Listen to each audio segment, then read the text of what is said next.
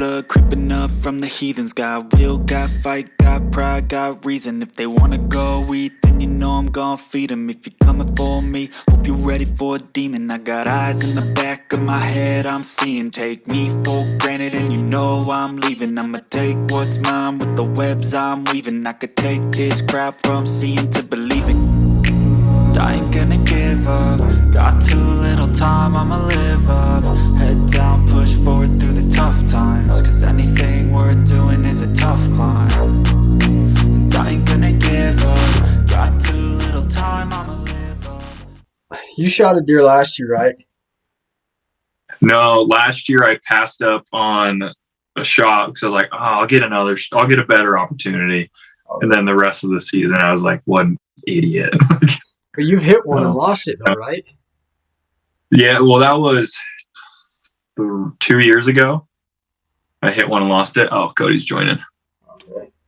Go. Yeah, I hit one and lost it like 2 years ago. I actually was messaging you about it. Trying to do you think I should give up or not? Like, definitely should give up. What's going on, Cody? How's it going, guys? Doing Hi there. well. Can't really see me. Right on. Oh, fuck. How you guys doing? Pretty good. Thanks for taking time to meet with us. Yeah, it's been a crazy day, that's for sure. Yeah, But sounds like it. happily it's working out. So there you go.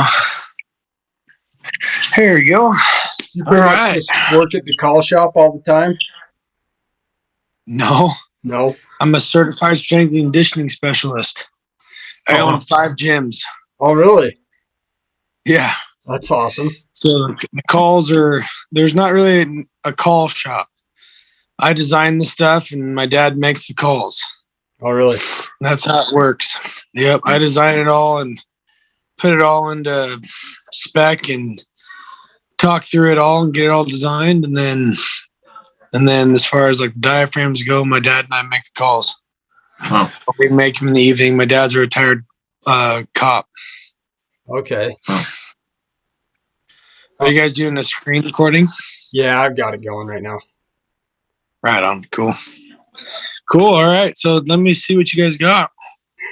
Let me see which calls we running. I think we both have the same set, that full range read collection. Let me see them. Yeah. Gladiator, Fortitude, and then Resilience. My wife named that call. It's my wife's call. Which one? The Resilience. Oh man, that was probably my favorite because I'm so terrible. So.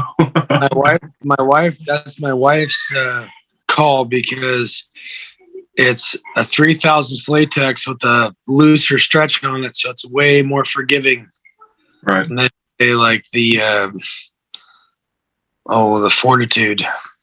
No. But the Gladiator, the 4000 latex, hopefully we'll get you guys blowing that pretty good today.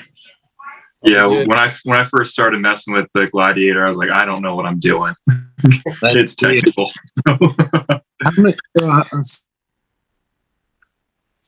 It's just you two, right? Yeah. All right, cool. And it's Austin and Jameson. Which one did I talk to yesterday? Me. This is your channel, right?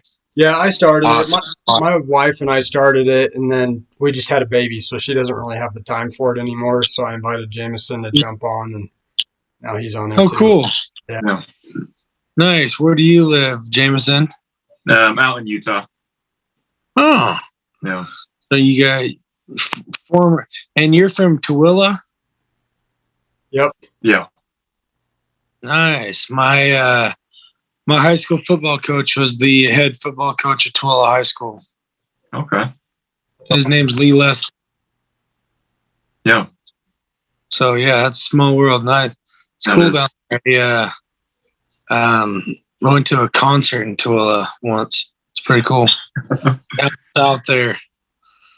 Yeah, aside from like the outdoors, there's really not much else to do, but like the concerts they do every so often. Yeah, and I seen where they have like there's a couple subdivisions they have in Tooele now that have ponds in them with the ski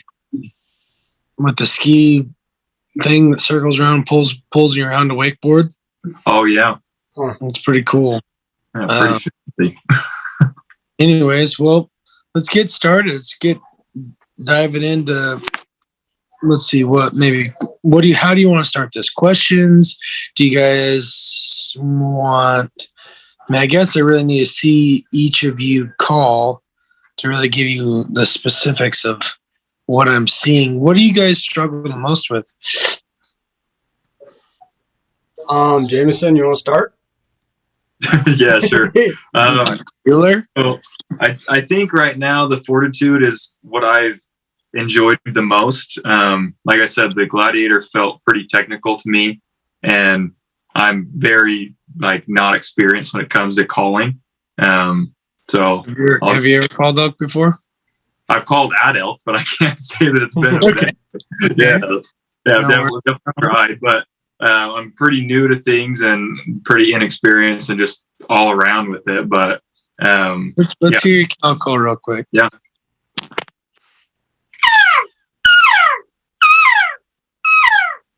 It sounds like you. He's got the you. That's normal. That's normal. But yeah, what you want to do, if you want your tongue, your elk don't close their mouth. right. It's not you. It's kia. So Yeah. right.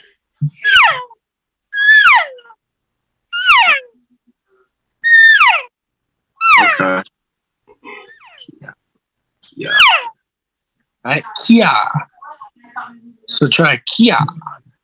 Yeah. Where do you feel like you're putting? Are you using a specific part of your tongue against the reed? Like, do you know if it's a specific area on your tongue? Kind of like more back. The strongest part of your tongue.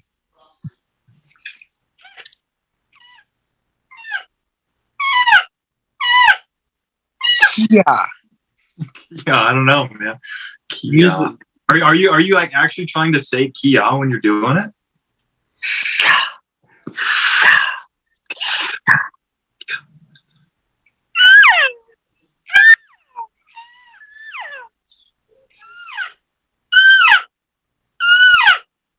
Yeah. You are now blessed to call elk. That's gonna take practice. That's kind of a funky thing to like feel with the jaw. Like you really just like drop. Sounds like an elk.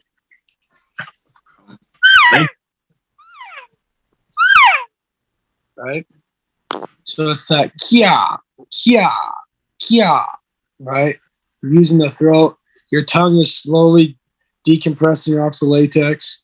That's what's going to give you that nasally sound, which is what the elk really key onto. Because if you hear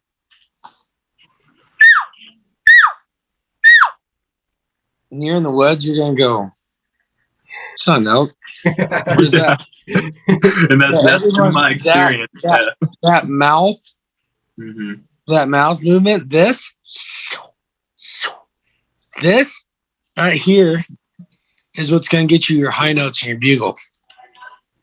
So there's a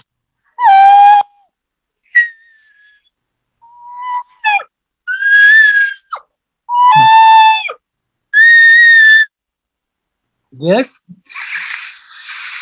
So your bugle, whoosh, whoosh, right? Using voice inflection in your bugling. Right. Okay. I'm How proud about of you? that. Yeah. What? Lost you. Let me turn off. Hear me now?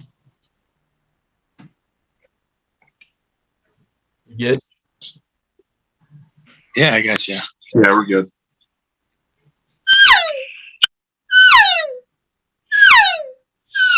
Every time, yeah. I get a little quicker at the beginning.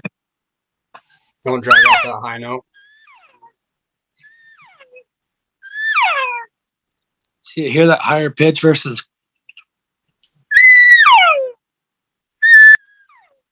Yeah, kind. Yeah.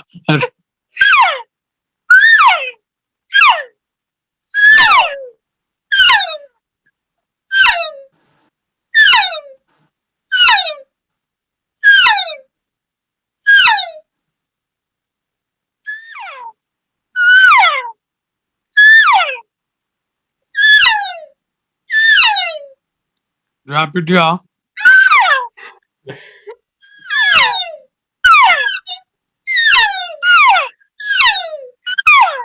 There you go.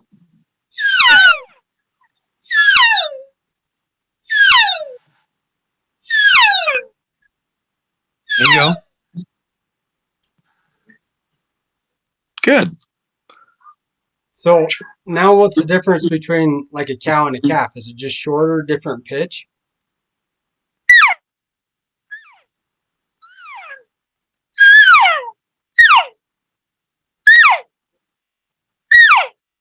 Oh,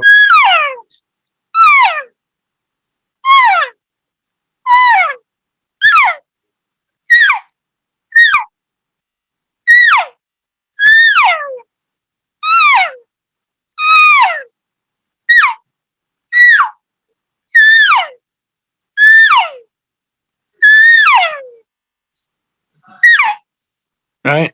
okay. So it's just, Frequency, duration, depth. Like a super old cow sounds like this.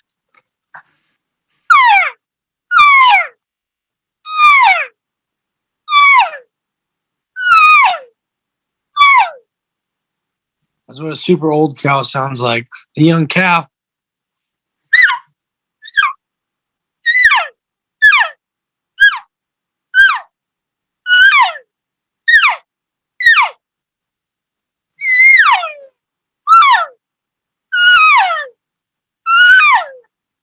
That'd be a cow.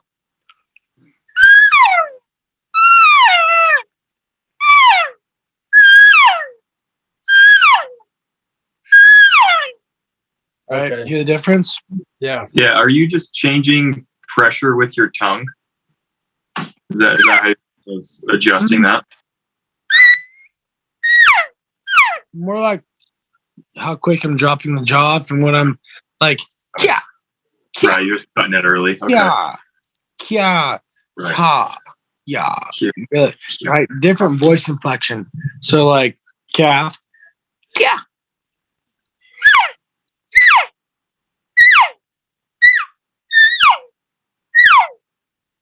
Cow. Yeah.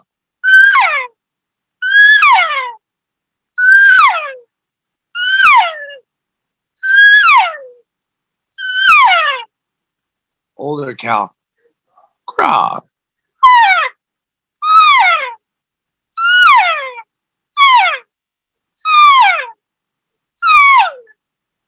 Right? Okay. It's all just different voice inflections.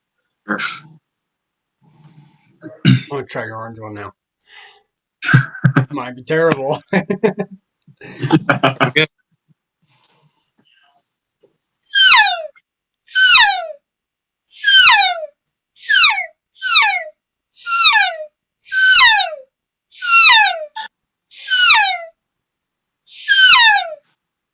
Good. Is that better than? Yep.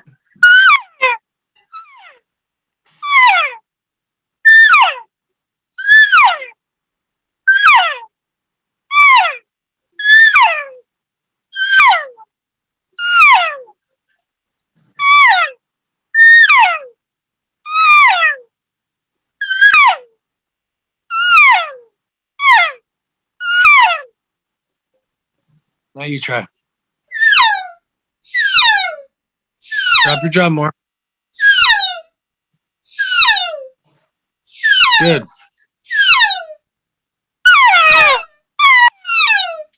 That ending that you want. Good. Good. Good. Good job. Cool. Thanks. Nice. You guys are both bona fide cow callers now. Thanks. Let me ask you, when do you prefer to choose like a calf versus a cow or like an older cow? Never. Like when do You're just always straight bugling? No, a calf call. Okay.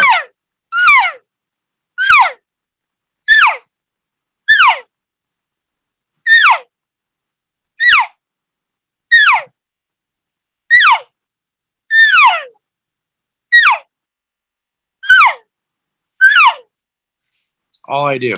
So you don't count. Are you doing that because you feel like you're getting more? Why would I? Let me ask you this: why would I cow call? What is the benefit of me cow calling? There's none. There's really no benefit. If I can calf call,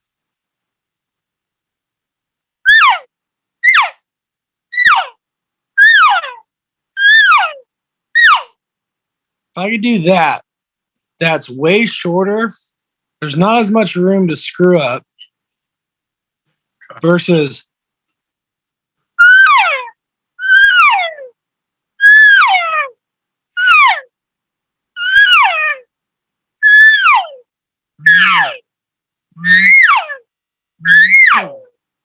there's not as much room. There's a lot more room to screw up in cow calling. Calf calling, yeah. It's quick. It doesn't push cows away. It doesn't, push bulls want it. Cows don't want to run from it. It's like it's kind of just a middle ground. If you're going to do it, it's kind of that excited and like yeah. It kind of keeps everybody in the game. It doesn't necessarily push anything. I know a lot of people that can cow call really well and only cow call. I mean,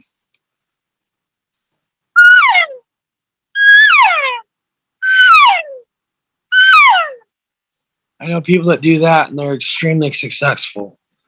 They're they cow call bulls in, or on an open read. I mean, it works. I mean, so it's like never say never. Don't ever not do something, because it's not like I haven't cow called elk in before. I just choose not to. I just calf call because it seems to work a higher percentage of the time. Bulls bugle and cows aren't like trying to push the bull up the hill. You know what I mean? Kind of seems to play more into my scenario of lost calf or a calf that got scooped by a bull, a distant bull, and the cows don't necessarily want to leave, and the bull doesn't necessarily want to lose another, cow. You know what I mean? So in my scenario, it always kind of plays out best to just calf call. Yeah, it kind of goes Easier. back to like the Joel Turner thing, like your wife wouldn't want another woman yelling at you and being like, "Hey, looking good over there." So, I mean, you start cow calling it. But if your 17-year-old daughter hollers at you, there's a lot of creepy dudes out there, and elk are kind of creepy dudes. You know what I mean? Yeah. You know what I mean? And the cow won't care as much. The cow's like, okay, well, I don't want you to be on your own, and bulls are frat guys. Bulls are they're very, very rudimentary. We have that's what thankfully the good Lord distinguished between humans and animals. That's a big difference. Yeah, definitely. What else you guys got? So when would you use like the Joel Turner thing, like the bull calling cows bugle, that just like super raspy bugle? Have you ever used that in the field? And do you ever Use use it all the time. Yeah. It's probably the funnest one to do. Do you do like the same scenario, like try to get in close and then rip it? Depends. I mean, how close. I mean, sometimes I do it.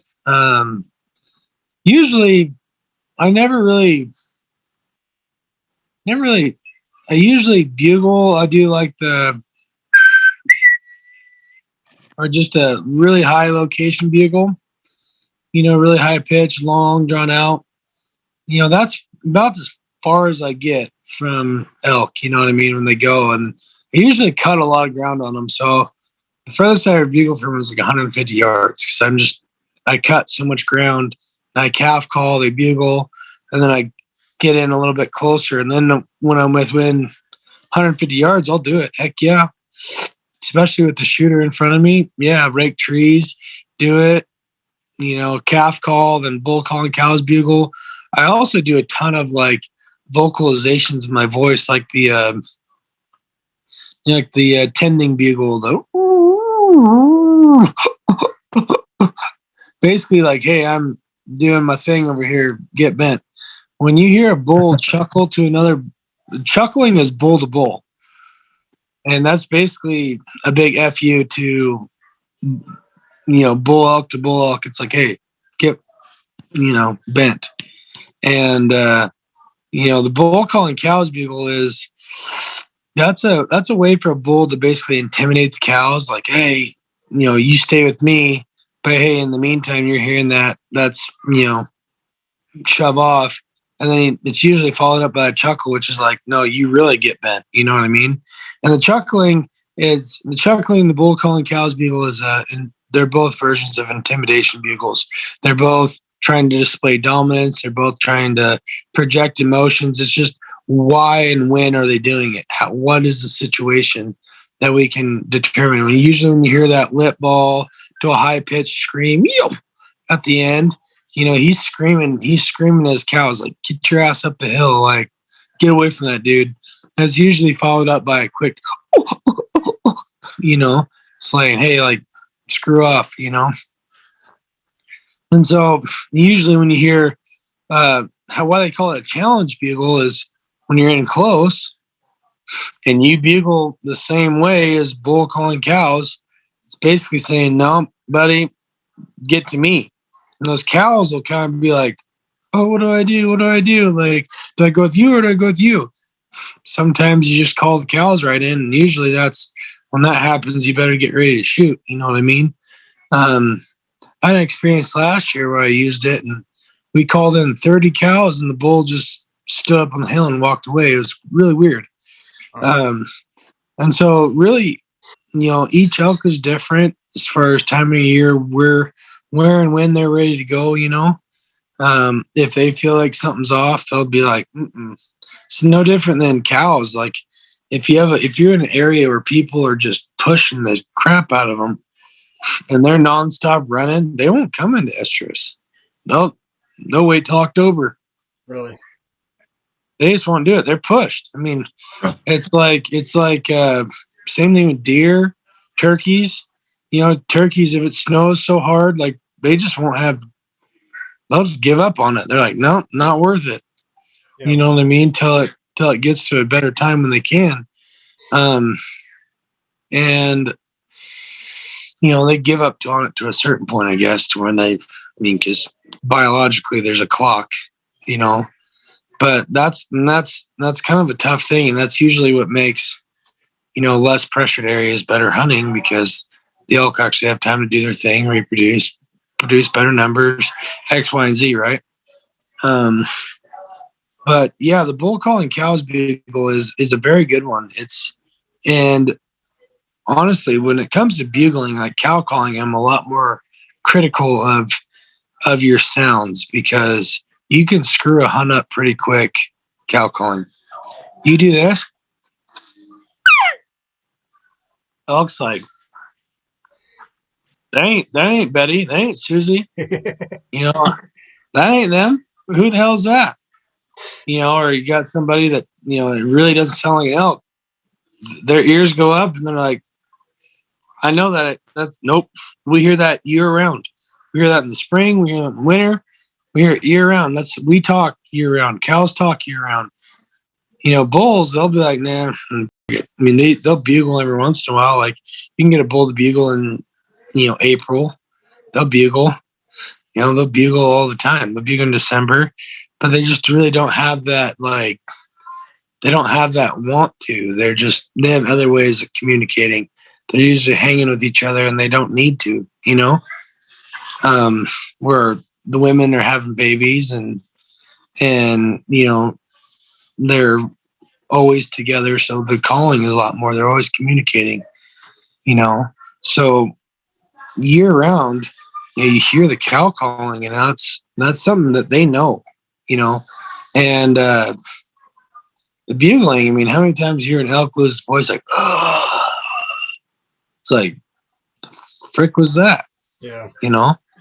And And so it just, I mean, you can get away with screwing up bugling where you can't, I mean, you make one mistake cow calling and it's kind of, in my experience, it's been game over. But I think it's a good technique. Bull calling cows bugle is good. Try it. Okay, I'll do what my understanding is of what it sounds like.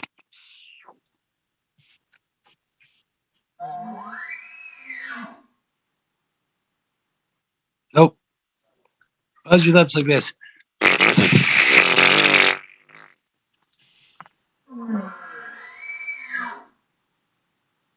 Yeah, it's at the end. So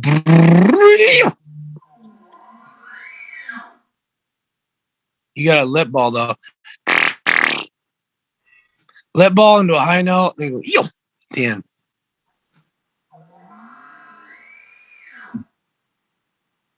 Yeah, something along those lines.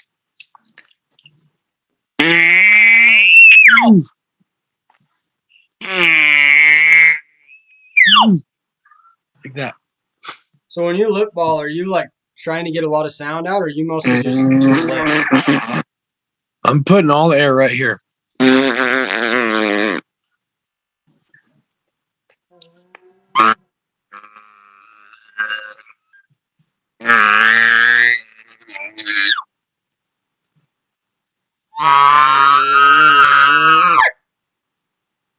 Mm-hmm. Okay. And then a tube. So you put your tube up against, like, tied up against your lips when you do it too? Mm-hmm. That's the Yep. hardest thing I find is I feel like my tube kind of restricts my lips from vibrating sometimes. The smaller the better for me because you want it all to come right here.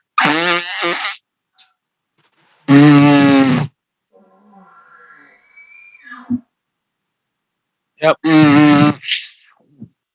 Yeah. Okay.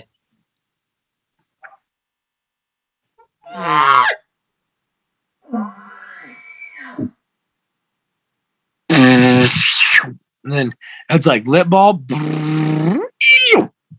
like that, and it gonna like it jumps up really high, so it's like lip ball, like right. Okay, so you go high again at the end? Just briefly.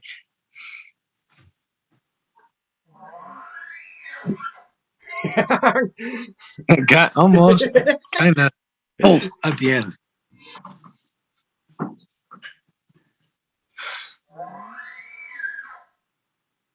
Lip ball longer. I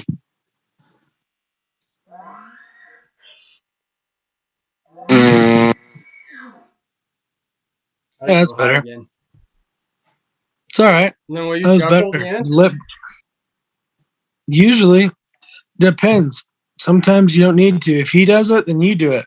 Okay. And I'd be like, those cows would be like, "Whoa, which one do I go to?" And he'd be like, "Oh, bullshit, you're going to me."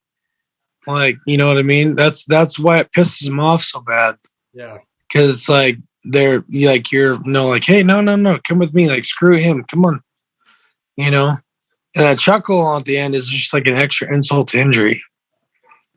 I mean, you gotta think about it. Chuckle is bull to bull, and if like, what would piss you off more, the fact a guy coming up to the bar and grabbing your girlfriend, not saying anything to you, or going, "Hey, what's up, dude? Screw you," And then and taking your girlfriend. Yeah. That answers your question whether to chuckle or not. Depends on, you know what I mean? Yeah. So you're saying like a chuckle is 100% always talking to the bull. Yep, it's bull to bull. Bulls will do it just to intimidate pretty much anything. They'll chuckle to make sure to really show dominance, and cows will want to stick by that because they want to be next to the most dominant bull. They want to be bred by the best stock. But a chuckle is bull to bull. Okay. Yes. So do you ever glunk? Not really. I never really beat on my tube, but like I think it's kind of silly. I do though. There's a few.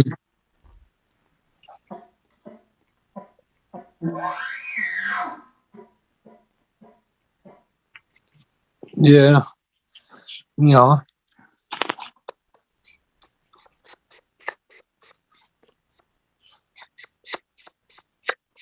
Okay. On the tube it sounds different, but Yeah. I mean, yeah, I mean, not really. So sometimes I do it. Sometimes I do it at the end of my chuckles. It's like I just, yeah. I think it sounds good, but not really. I killed a bull like 2 years ago, and the wife and I were up in this canyon. We hadn't heard a bugle all day, and it was like 2 o'clock in the afternoon. And I told her, I was like, one more attempt and we're done. And I just glonked, just sat there and did that, and then bugled the end of it, and he responded. And it was just a weak bugle, his response. He was obviously just sitting in his bed. But we snuck into him, and I ended up killing him, and that was the only thing he would respond to was that glunking. And so I don't know if it was just luck Something or different. what. Yeah, just something different. He was hearing maybe something the way you're doing it. He was kind of like, you know. I do a lot of like breath sounds, like, and then bugle, things like that. The different throaty stuff that, Okay. After rake entry into your tube, it usually works good. Yeah. No, that Good Bull Outdoors page that we were talking about yesterday, he posted a video like that yesterday. Yeah. Yeah. Crazy. It's crazy how they get that, They just curl their lips their up. lip curl up. Pretty Yeah. sick. Like a dog growling. That's kind of cool. Yeah. But what else you guys got? Jameson, you got any questions for him? I kind of rattled his brain for probably too long yesterday. Not really. Not off the top of my head. Like I said, I'm super new to it, so I figured I was just along for the ride and just taking advantage of it. The biggest thing I can tell you is just to be as fluid as possible, be as adaptive, and elk will teach you so much so fast. Keep the wind in your favor. Use topography. Know that they're going to go to water when it's hot. And when a bull's bugling, keep him bugling with whatever you got him bugling with. Do you mind? Okay, so don't change it. Just keep doing what you were doing. Okay. Yeah, at first, you don't really need to change it. If he's bugling, then just keep moving on him. Really, you don't have to be a very good elk caller to get into position to kill an elk, because all you have to do is just keep him bugling and sneak in on him, right? Right. Like, he's telling you where he's at. It's your job to put yourself in a position to shoot him with the wind and all that good stuff. Calling a bull into your lap, typically is easier with two people. If you're going to be by yourself, solo calling, call behind you and move. Never set up where you just called. Always move. Whether it's a yard or 10 yards, depending. Always move. Always call behind you. If you're on your own, if you're not, if you're hunting with your partner, make sure your partner's moving. Directional calling, raking trees, moving back and forth. We'll make that elk come in. The worst thing people can do is they sit there and the one caller will sit there in the one spot, and you'll sit down or do whatever, and you'll just start bugling, and the elk will bugle, bugle, bugle, bugle, bugle. And then you'll be 50 yards from it, and he'll be like, where are you? Use directional calling, point the tube, play different scenarios, rake trees, break. If you're the caller, you can be as loud and crunchy and, pretend like you're going away with the cow. Pretend like you're moving down to his downwind side and you're going to wind him. Like, make sure that you know where your caller's at, but then be smart on how, don't be afraid to move and run and, change direction and stuff like that. Cause it doesn't matter. As long as your wind's good as a caller and you're 80 to 100 yards away, as long as it's not blowing right at him, you got pretty much freedom to do what you need. It's the shooter's job to make sure that he's in the best wind position and the best shooting window to shoot the elk. Sometimes you can do everything right and it just doesn't work. So that's what makes it awesome. That's what makes it great. hard things the right way is the hard way, and that's what makes elk hunting so great. Yeah. Do you mind sharing? Just yesterday, I asked you how you got started, and then you shared your first time you called in an elk. I thought that story was pretty awesome. Do you mind sharing that? Yeah. So I was, I think it was 6. Yeah, it was 6. And my dad, because I'm the same. Yeah, I was 6, and I was always pretty natural at just hearing things and being able to mimic them, or whether it's whistling or whatever. I was always really good at it. So my dad, long story short, made sure that I was a pretty good elk caller, and I wasn't great, but wasn't bad either. And he would be like that, on the bull bugle, and be like, that's pretty cool, and he'd be like, I'm like, and he got closer. I was like, that's pretty cool. Dad's like, I was like, lay down. It's like, shit. So I laid down underneath a deadfall, and he was like, I was like, and then the thing walked over the top of me and like straddled me for a second over a deadfall, and it bugled, and it pissed all over my legs and the ground off to my left. And my dad was at full draw with a PSE Baby G, which was like a 95-pound bow with like 60% let off. So most people, bitch today that their bows at below 80, and they're like, "Oh my god, it's so heavy." Imagine being like, yeah, just shaking, shaking, and yeah, not wanting to spook the thing. Like, you have to be at full draw, because if you spook it, it's going to stomp the shit out of your son. yeah. So put yourself in that predicament. I think he ended up shooting it. I'm pretty sure he did. I don't know. We shot quite a few. My dad and I are pretty. That's what we do together. We've done some fun things. We've done some stupid things. We have a lot of good stories, just like anything. So it's been fun. That's Oh so my awesome. gosh. Yeah, that's so awesome. Yeah, That's terrifying. Oh my gosh. yeah. The very first elk I shot when I was 11. I've never killed an elk with a gun. I've only shot them with bows. And we bailed off this super steep hill and basically got ready to, where we sat down. It was like huge ass burn that was like black, like really, really hardcore burn. And the bull just stopped bugling. We sat down and they wouldn't bugle, and so I just like was messing around, and I bugled one time, just like really like like just crazy bunch of shit I put together. And that son of a bitch bugled back and came 200 yards across a wide open burn. And there was only like one small Charlie Brown Christmas tree. And it walked all the way up to that tree. And I was sitting behind it, and my bow knocked, and it went. And I was literally sitting right behind the tree for cover. And it started raking its antlers. And we made eye contact because I moved. Because his antler was like right here. And I was like, whoa. And it's like eyes rolled back in its head like that. And it wheeled, and my dad cow called, and I remember being 11. I had a 5-pin spot hog sight, and I was like, "Yep, they're all on him."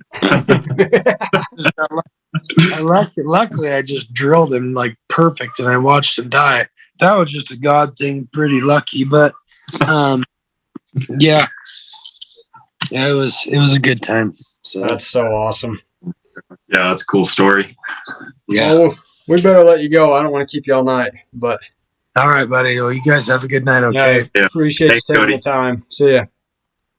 Yep. Well, that was awesome. What a cool story, man. Oh my I know. gosh. Can you imagine me, that 6-year-old, just like, I'd be shaking so bad. oh yeah, especially with that bow, 90 pounds, 60% let off. That's so much weight. Let me see. 95 by 6. You're holding 40 pounds back like this, She's like sitting there holding it. Yeah. No, with my bow, it's like 80% let off, and I still shake. Yeah.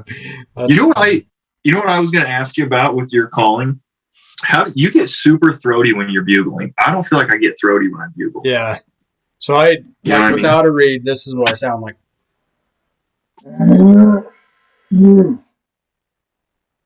Is that lip? How are you It's controlling just that? voice. I don't think I have that in me.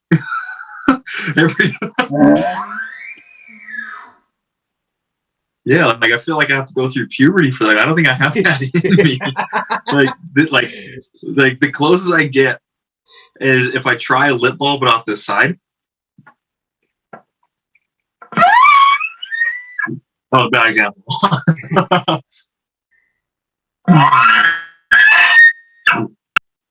I don't know. I have no idea how to do that inflection. Like I can't. Yeah, I'm not very good at lip balling, so I always just use the throat. I don't know. Like I can definitely make my lips slap, but when it's like Yeah. this, like in the center, I can't get it to like vibrate. That's what I I have said. no idea how to. I feel like when I put the tube on, it just makes it 10 times harder to get those lips to vibrate. Yeah. As soon as I start blowing, I like shut everything off. And I can't get the.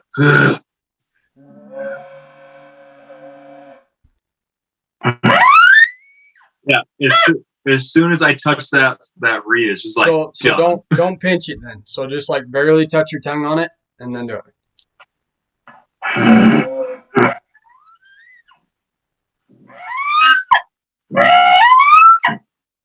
Like when I'm trying to get like the deep sound, like pretend my thumb is my tongue. Like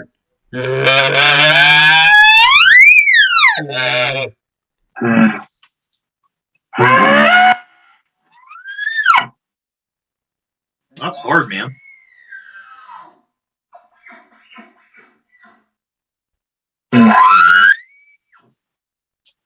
I don't know. I'm gonna have to play with that because I never been able to get it. And I watched your video and I was like, man, it's tough, dude. I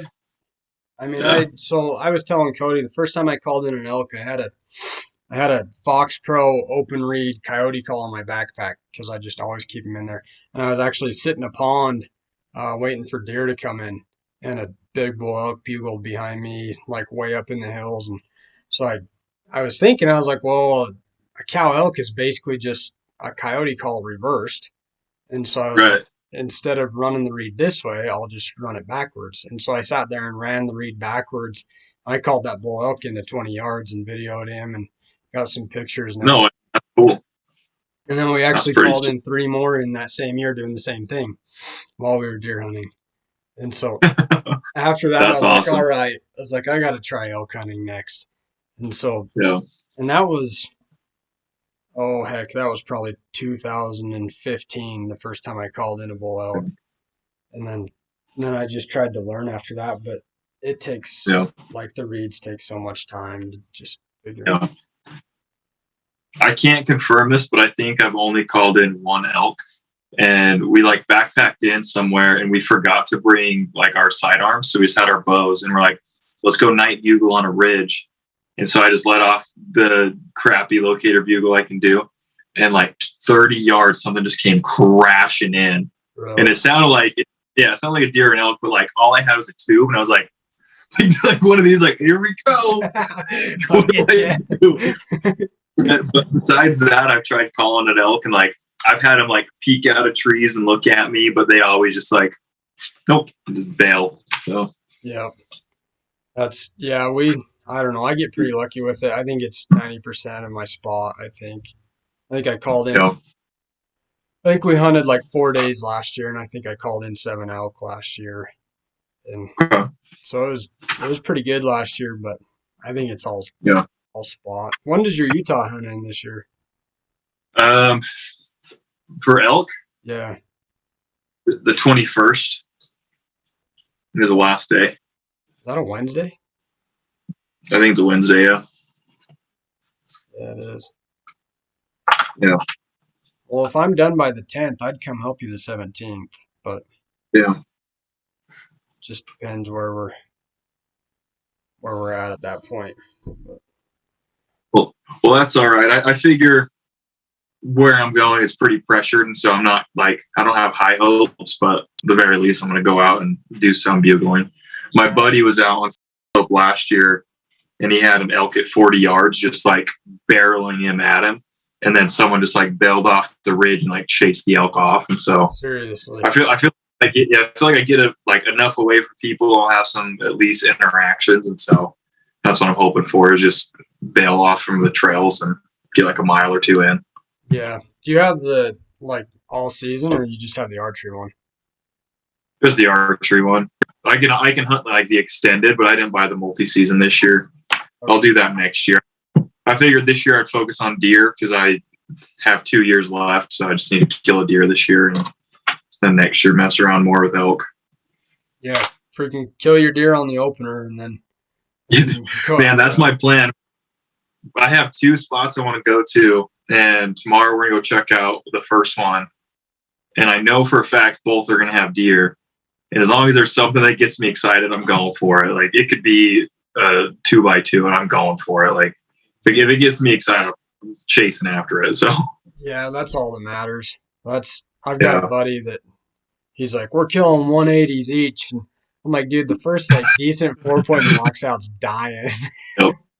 Yeah, I'm still so new and inexperienced. I just need to get reps in, just even getting shots on animals. So I could care less what it is. Yeah, it could be a spike at 20 yards, and I'm sending one probably. So, dude, that's all right. Yeah, my first one was like barely a forker, and and then I killed a bigger 2-point the next year, and then a 3-point the next year, and then I killed an 8-point whitetail the year after that. And so it's just once you get one down with a bow, it's like everything after that's easy.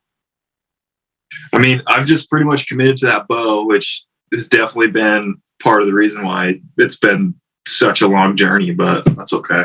It's been fun. I've had cool experiences. Like I stalked this deer and I blew him out at 70, and I was on like next to this little drainage, and I looked down because I heard like and it was a cow and calf moose at like 15 yards. I was like crawled away. I was like, oh my gosh. I've had cool experiences with the bow, so that's why I won't put it away. But it definitely is time to start killing stuff. Yeah. I started the first year I killed. I think I was 20, and it's because I was the same way. I was like, I'm not killing a deer unless it's with a bow. And I bow hunted deer from when I think I was 12 or 13 when I started. And I missed, oh my god, I missed 13 deer before I finally killed one. Oh man, and that's encouraging. Yeah, and the one that I killed, the only reason I killed him is because he gave me 2 shots. That's awesome. But after that, it's like I have friends that like their like first time out, they kill like big 4 points. It's like, you suck. Yeah. I don't want to know. Yeah, the day I killed I got to get out of here. I have to have dinner with my parents. Oh no, you're good. I'll let you go. All right, man. I'll hopefully Saturday I'll send you a picture of it at $10. So I hope so, dude. Good luck. Yeah. You have a good night. Yeah, you too. Bye.